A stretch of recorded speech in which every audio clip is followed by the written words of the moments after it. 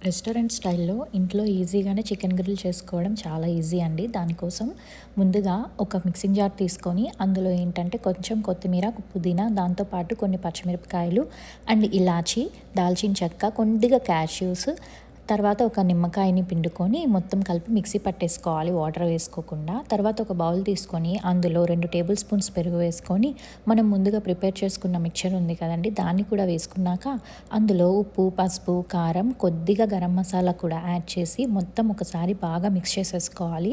ఇలా బాగా మిక్స్ చేసేసుకున్న తర్వాత ముందుగా కడిగి శుభ్రం చేసుకున్న చికెన్ ఉంది కదా! అది అందులో వేసేసుకునేసి చికెన్‌కి అంతా ఈ మసాలా బాగా పట్టేలాగా మొత్తం ఇలా మర్దన చేసి కలిపి పెట్టుకోవాలి. ఇలా కలిపి పెట్టుకున్నాక దీన్ని ఒక half an hour to 1 hour పక్కన పెట్టేసుకుంటే ఈ లోపల ఇందులోకి బాగా జ్యూసీగా ఊరుతుందండి. ఆ తర్వాత దీన్ని ఇలా గ్రిల్ పైన వేసుకొని కాల్చుకోవడమే. మీరు కావాలి అంటే దీన్ని పాన్‌లో కూడా వేసుకొని చేసుకోవచ్చు. చాలా ఈజీగా అయిపోతుంది.